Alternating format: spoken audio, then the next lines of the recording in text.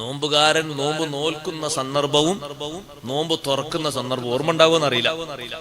നോമ്പ് നോൽക്ക് തുടങ്ങുന്ന അത്താഴത്തിന്റെ സന്ദർഭം, നോമ്പ് തുറക്കുമ്പോ വെള്ളം കുടിച്ച് കാരക്ക കഴിച്ച ഉടനല്ലേ ആ സന്ദർഭം. ദുആക്ക് വലിയ ഉത്തരം പ്രതീക്ഷിക്കുന്ന സന്ദർഭം. പക്ഷെ അപ്പൊ ബാക്കിയുള്ളതിലേക്ക് ശ്രദ്ധ പോയിട്ട് ഒരു പക്ഷെ ഇത് മറന്നു പോതാ. ഞാൻ പറഞ്ഞു അറിയോന്ന് അറിയില്ല. അപ്പൊ നല്ലോണം മുതലാക്കണം. 29 നോമ്പാണെങ്കിലും 30 നോമ്പാണെങ്കിലും അത്താഴത്തിന്റെ നേരത്തും നോമ്പ് തുറക്കുന്ന നേരത്തും ദ്വാരക്കാനൊരു നിൽക്കും മറക്കരുത്. തറാവീഹ് നിസ്കാരം അത് കഴിഞ്ഞിട്ടുള്ള ദുആ നിങ്ങൾ നോക്കി. 20 റക്അത്ത് സുന്നത്ത് നിസ്കരിക്കുന്ന നിസ്കാരല്ലേ, എത്ര വലിയ ശ്രേഷ്ഠതയുള്ള നിസ്കാരാണ്. അത് കഴിഞ്ഞിട്ടുള്ള ദുആ വലിയ ശറഫാക്കപ്പെട്ട ദുആയാണ്. പക്ഷെ അതിന് നമുക്കൊക്കെ ഇഖ്ലാസ് കിട്ടണം.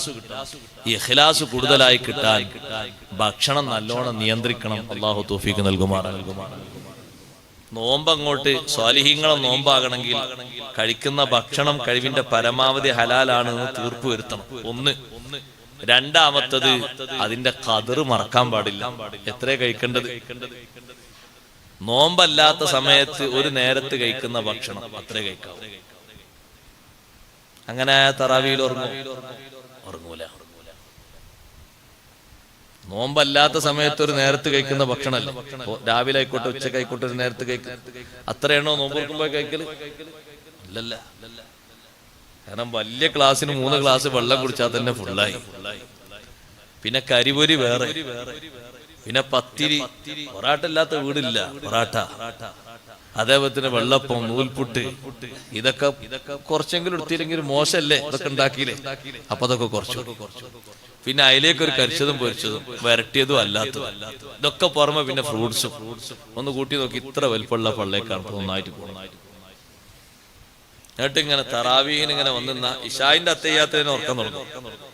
തറാവീഹിന് ഇങ്ങനെ 2 റക്അത്ത് നിൽക്കുമ്പോഴേക്ക് ചെറിയ സൂറത്ത് ഓതിയാലും നല്ല കേൾക്കാൻ നല്ല ഇമ്പമുള്ള ഓത്ത് ഓതിയാലും മസ്തിഷ്കം മരവിച്ച് നമ്മൾ ഉറങ്ങും.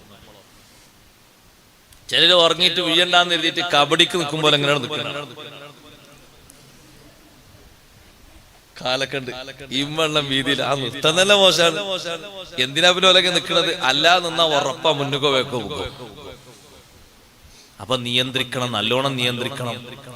ഇമാം ഗസാലി റളിയല്ലാഹു അൻഹു പറഞ്ഞാണ്, ഞാൻ കളിക്ക് വേണ്ടി പറഞ്ഞതല്ല, റമളാൻ അല്ലാത്ത കാലത്ത് കഴിക്കുന്ന ഒരു നേരത്തെ ഭക്ഷണം അതിന്റെ ഖദർ അത്രയാക്കി ചുരുക്കി. എന്നാ പിന്നെ നിസ്കാരങ്ങളൊക്കെ നമുക്ക് സന്തോഷം, റാഹത്ത. ആ നിസ്കാരങ്ങളിലൊക്കെ നിങ്ങൾ നോക്ക്, ആമീൻ പറയുമ്പോ 20 ആമീൻ പറയില്ല. 20 റക്അത്തിൽ ജമാഅത്തായിട്ട് നിസ്കരിക്കുന്ന തറാവീഹിൽ 20 ആമീൻ തന്നെ ഒരു നിസ്കാരത്തിൽ ഇങ്ങനെ തുരുതുരാ പറഞ്ഞുകൊണ്ട്. ചില ആൾക്കാർ ആമീൻ പറയാണ്ടാകൂല, കാരണം ഒരു സൂറത്ത് തീരാ നേരത്തെ കയ്യെന്നെ കിട്ടുള്ളൂ. അതൊക്കെ ഈ മടുപ്പുകൊണ്ട് വരുന്നതാണ്. ആകെ ഒരു മാസത്തെ രാത്രിയിലെ നിസ്കാരല്ലേ, അത് റാഹത്തോടെ നിസ്കരിക്കണം. അല്ലാഹു തൗഫീഖ് നൽകട്ടെ. സ്വഹാബത്തൊക്കെ വിശ്രമിക്കാന്ന് പറഞ്ഞാൽ അതിന്റെ അർത്ഥം ആ നേരം കൂടി ആരാധന.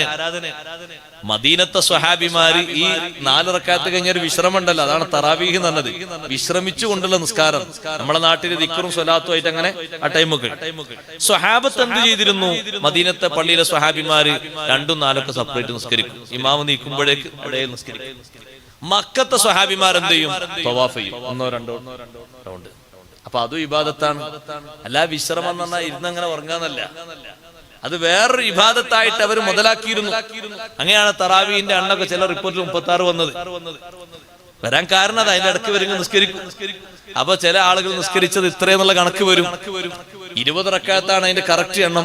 ഉമർ റളിയല്ലാഹു അൻഹു ഇമാമായി നിർത്തിയ ഇമാം, വലിയ ഖാരി, നബി സല്ലല്ലാഹു അലൈഹി വസല്ലം എന്റെ ശേഷം നിങ്ങൾ ഓത്തു പഠിക്കണമെന്ന് എണ്ണി പറഞ്ഞവരിൽപ്പെട്ട മഹാനാണ് ഉബയ്യ് ഇബ്നു കഅബ് റളിയല്ലാഹു അൻഹു.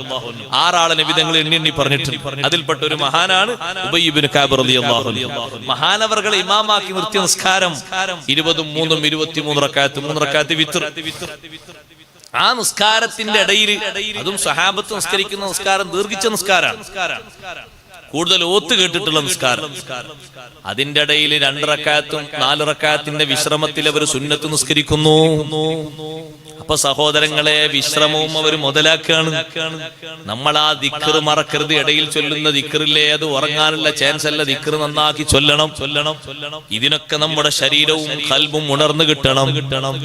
ഖൽബിനെ ഖൽബുമായിട്ട് വലിയ കണക്ഷൻ ഉണ്ടല്ലോ നമ്മുടെ പള്ളക്ക്. താങ്ങാവുന്നതേ അതിൽ കഴിക്കാവൂ, അപ്പുറം കഴിക്കരുത്.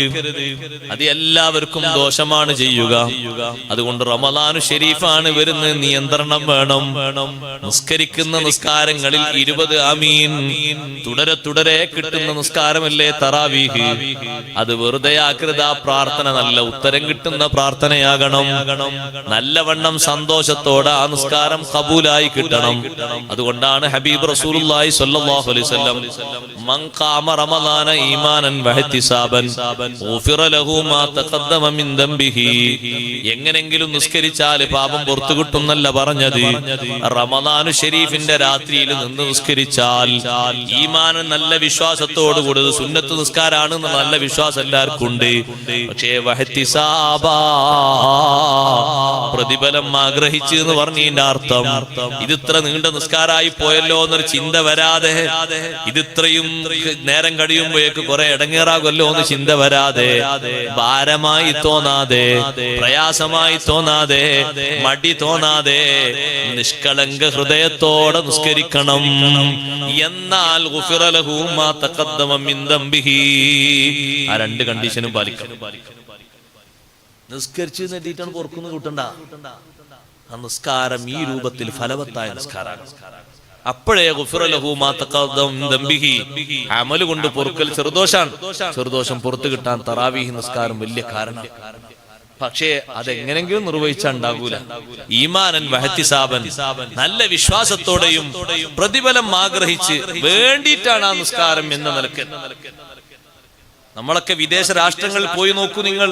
എത്ര പ്രായം ചെന്നവർ 1.5 മണിക്കൂർ 2 മണിക്കൂറൊക്കെ നീണ്ടു നിൽക്കുന്ന തറാവീഹില് പ്രായാധിക്യത്തിലും വടി കുത്തിപ്പിടിച്ചവർ ജമാഅത്തിന് വന്നിരിക്കുക. നിൽക്കാൻ കഴിയുന്നില്ല, വടിയിൽ ഇങ്ങനെ കുത്തിയിട്ടാണ് അവർ നിൽക്കുന്നത്. ആ വടി താങ്ങിയിട്ട് തന്നെയാണ് അവർ റുക്കൂയിലേക്കും സുജൂദിലേക്കൊക്കെ പോകുന്നത്. അത്രയും പ്രായമുണ്ട്. അതുകൊണ്ട് സഹോദരങ്ങളെ, റമളാനു ശരീഫ് വരുന്നു, വെറുതെ ആക്കാൻ പാടില്ല. നന്നായി മുതലാക്കണം. കഴിവിന്റെ പരമാവധി ആ റമളാനു ശരീഫിലെ പ്രാർത്ഥനകൾ ലാഭിക്കണം.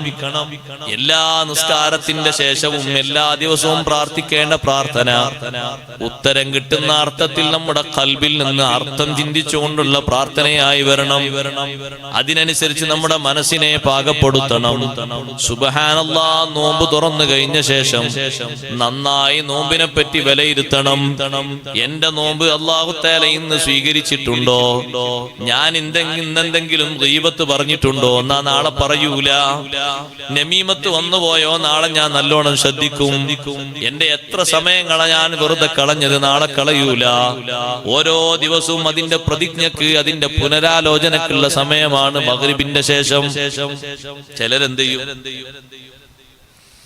പകലൊന്നും സംസാരിക്കാൻ അവർക്ക് അത്ര അങ്ങോട്ട് ശരീരം ഒന്നും പൊന്തൂല, കാരണം പട്ടിണിയല്ലേ.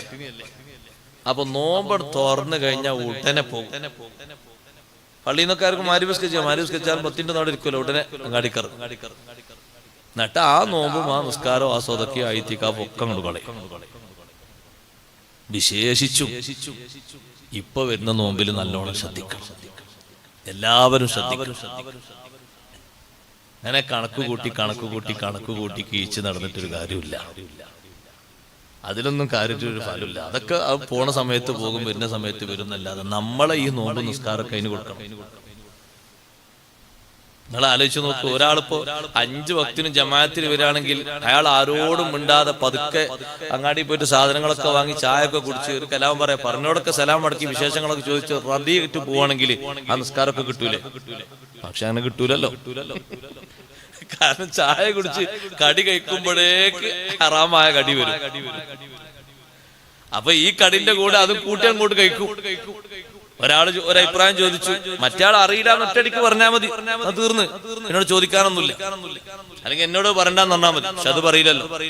അത് നല്ല ടേസ്റ്റ് ഉണ്ടാക്കുക, ടേസ്റ്റ് ഉണ്ടാക്കി തരും. ശൈത്താന്റെ ഒരു പണിയാണ്. സംസാരത്തിന് നല്ല ടേസ്റ്റ് ഉണ്ടോ ചോദിച്ചു. അപ്പൊ അതൊന്ന് പറഞ്ഞു. അങ്ങനെ ഓരോ നേരം പറഞ്ഞാൽ നിങ്ങൾ ആലോചിച്ച് നോക്കി ഇതൊക്കെ എന്താ ഉള്ളത്. അങ്ങനെ കൂട്ടിക്കിഴിച്ച ഒന്നും ഉണ്ടാകൂല. ലാഭകരമാകണം നമ്മുടെ അമലുകളും. അള്ളാഹു തൗഫീഖ് നൽകുമാറാകട്ടെ. അതിനുള്ള നിയന്ത്രണമാണ് നമ്മൾ സ്വീകരിക്കേണ്ടത്. അതുകൊണ്ടാണ് ബഹുമാനപ്പെട്ട മറിയം ബീവി റളിയല്ലാഹു അൻഹയുടെ നോമ്പ് പോലത്തെ നോമ്പ് വേണമെന്ന് പറഞ്ഞു. മറിയം ബീവിന്റെ നോമ്പ് എങ്ങനെ? ഇന്നി നദർതു ലിർറഹ്മാനി സൗമൻ ഫലൻ ഉകല്ലിമൽ യൗമ ഇൻസിയാ.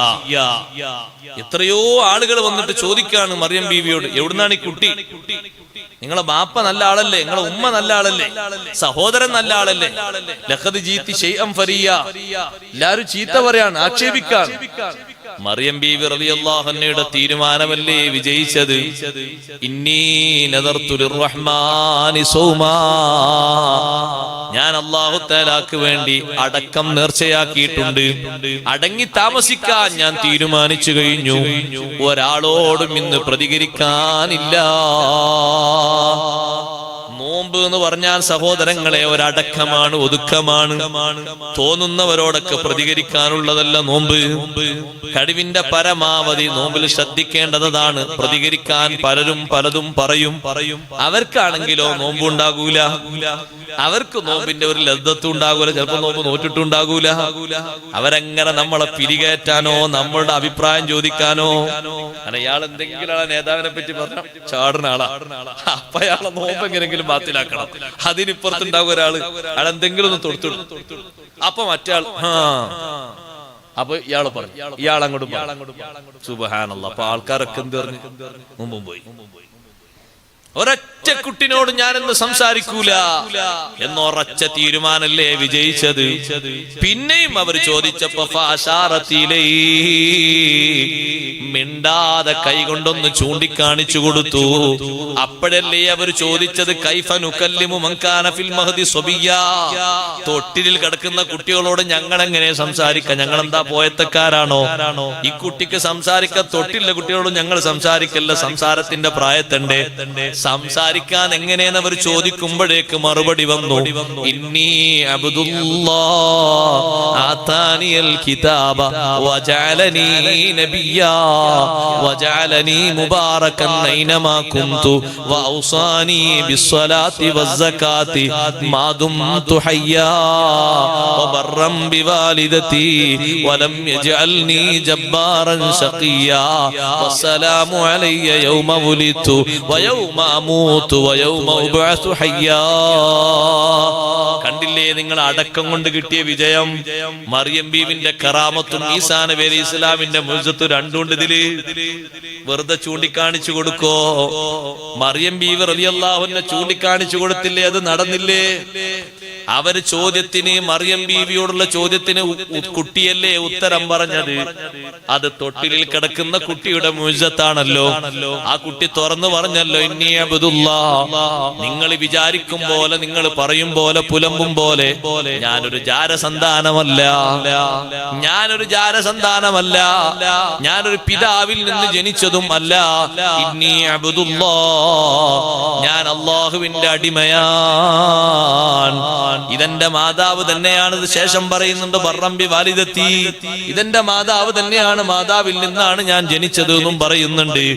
കൂട്ടത്തിൽ അവരോട് പറയുന്നുണ്ട് വജഅലനി നബിയ്യാ. എന്നെ അല്ലാഹു നബിയാക്കിയിട്ടുണ്ട്. ഇനി എനിക്കൊരു പുതിയ സങ്കല്പം, ഒരു ദൈവ സങ്കല്പം എനിക്ക് കൊണ്ടുവരേണ്ടതില്ല. ഞാനൊരു ദൈവത്തിന്റെ പുത്രനോ ഒരു അവതാരമോ ഒരു സങ്കല്പമോ അല്ല. വജഅലനി നബിയ്യാ. എന്നെ അല്ലാഹു നബിയാക്കിയിട്ടുണ്ട്. കൃത്യമായി മറുപടി പറഞ്ഞപ്പോ ചോദിച്ചവരൊക്കെ തോറ്റുപോയില്ലേ? അതെങ്ങനെ കിട്ടിയത്? അടങ്ങിയത് കൊണ്ടാണ്. അപ്പൊ നോമ്പിൽ വിജയം എന്തിനാണ്? വാ തുറന്നങ്ങനെ സംസാരിക്കുന്നതിനല്ല വിജയം, മിണ്ടാ നിൽക്കുന്നതിനാ വിജയം. അതാണ് മറിയം ബീവി റളിയല്ലാഹു അൻഹയുടെ നോമ്പ്. ആ നോമ്പ് ശരിക്കുള്ള നോമ്പ് എന്ന് പറഞ്ഞാൽ പൊലച്ചക്ക് അത്താഴം കഴിച്ചിട്ടുള്ള നോമ്പല്ല അത്. അത് പിന്നെ നോമ്പിന്റെ ഒരു സവിശേഷത അങ്ങനെയാണ്. പ്രതികരിക്കാനില്ല. സൗം എന്ന് പറഞ്ഞാൽ ഇംസാക്ക് എന്നാണല്ലോ അതിന്റെ നേർക്കുനേറുള്ള അർത്ഥം. നിയന്ത്രിക്കുക, പിടിച്ചു നിൽക്കാനുള്ള കഴിവ് അല്ലാഹു ഏറ്റി തരട്ടെ. ചൂടാക്കുന്ന ആൾക്കാരുണ്ടാവും. അതന്നല്ലേ മനുഷ്യന്മാരെ പണി. പലരും ചൂടാക്കുമ്പോ ഒരു പക്ഷേ നമ്മൾ ഹാലളകുന്ന കാണുന്ന ആൾക്കാരാണെങ്കിൽ പ്രത്യേകിച്ച് ചൂടാക്കും. അപ്പൊ നല്ലോണം നിയന്ത്രിക്കും. ഓ റമദാന് ശരിക്കും അയാളിൽ ഫലിച്ചിട്ടുണ്ട് കേട്ടോ. കാര്യമായിട്ട് ഒന്നും അയാൾ മിണ്ടുന്നില്ല. പിന്നെ നമ്മളെ പിന്നാലെ വരുമ്പോ ചിലപ്പോ ശൈത്താൻ പറയും എന്തെങ്കിലും ഒന്ന് പറഞ്ഞാൽ നേർക്ക് പറഞ്ഞാൽ മതി. നേർക്ക് പറയാൻ തുടങ്ങിയാൽ നമ്മളെ നാവണ്ട് വളക്കും. അപ്പൊ പിന്നെ അതിനപ്പുറം വരും. പറഞ്ഞു തുടങ്ങുമ്പോ നല്ല കാരണം ഞാനിപ്പോ നോമ്പായതുകൊണ്ട് എന്നോടൊന്നും പറയണില്ല, അങ്ങനെ പറഞ്ഞു നിർത്തി. അപ്പൊ ശൈത്താൻ പറയാം അങ്ങനെ പറഞ്ഞാ പോരാ, അങ്ങനെ പറഞ്ഞാൽ ഓനക്കത് മറുപടി ആകൂല. എന്നാലും എന്നോടൊന്നും പറയാതെ പോകുന്നത് ശരിയല്ല. പിന്നെ തുടങ്ങി. അപ്പൊ ആദ്യം പറഞ്ഞെന്തിനാ നോക്ക്, നിങ്ങളപ്പ ഹൈറെന്താണ്? മിണ്ടാതിരിക്കലാണ്. എവിടെയും വിജയം അങ്ങനെ തന്നെയാണ്. ശാഫി ഇമാം റളിയല്ലാഹുവിന് വിജയിച്ചതും അവിടെയാണ്. എത്ര പ്രതികൂലികളാണ് ശാഫി ഇമാം റളിയല്ലാഹുവിനെ പറ്റി എന്തെല്ലാം പറഞ്ഞു. ശിഷ്യന്മാര് വന്ന് ചോദിച്ചു, ഉസ്താദേ മറുപടി ഒന്നും കൊടുക്കുന്നില്ലേന്ന്. മറുപടി കൊടുക്കുന്നില്ലേന്ന് ചോദിച്ചപ്പോ ശാഫി ഇമാം റളിയല്ലാഹുവിന് പറഞ്ഞു, ഇന്നൽ ജവാബ ലിബാബി ശർരി മിഫ്താഹു. ഞാനൊരു മറുപടി പറഞ്ഞാൽ ഇനി അവര് അതിനേക്കാളും വലിയ കളവ് പറയും. പിന്നെയോ പിന്നെ അതിനേക്കാളും വലുത് പറയും. പിന്നെ അവരെ ഈമാനങ്ങ് തെറ്റിപ്പോയി നരകത്ത് പോകും. അതിനേക്കാളും അവരെ രക്ഷിക്കാനും നമ്മുടെ രക്ഷക്കും നല്ലത് വസ്സംതു അൻ ജാഹിലിൻ ഔ അഹ്മഖിൻ ശറഫു വഫീഹി ഐളൻ ലിസൗനിൽ ലിർളി സുലാഹു. വിവരമില്ലാത്ത ആളുകൾ എന്തെങ്കിലും പറയുമ്പോ, അല്ലെങ്കിൽ ബുദ്ധിക്ക് നല്ലോണം സ്ഥിരമില്ലാത്തവർ എന്തെങ്കിലും പറയുമ്പോ മൗനം പാലിക്കലാണ് ഏറ്റവും നല്ലത്. അതിനാണ് മഹത്വം. അഭിമാനം കാത്തു സൂക്ഷിക്കാനും നല്ലത് അതാണ്. അങ്ങനെ പല വാർത്തകളും വരും സഹോദരങ്ങളെ. പ്രതികരിക്കുന്ന നമ്മൾ, അവരെ സംബന്ധിച്ച് നമ്മൾ ഒറ്റ തോറ്റുപോകരുത്. നമ്മൾ വിജയിക്കണം. അവരതേ അധ്യായത്തിൽ നമ്മൾ തിരിച്ചടിക്കുമ്പോ പിന്നെ അടുത്തതിനേക്കാളും വലിയ നുണ പറയും. പിന്നെ അതിന് മറുപടി പറഞ്ഞാൽ പിന്നെ അതിനേക്കാളും വലിയ നുണ പറയും. ഇതിനൊക്കെ നമ്മൾ നടന്നാ നമ്മുടെ അഭിമാനം ക്ഷയിച്ചു പോകും.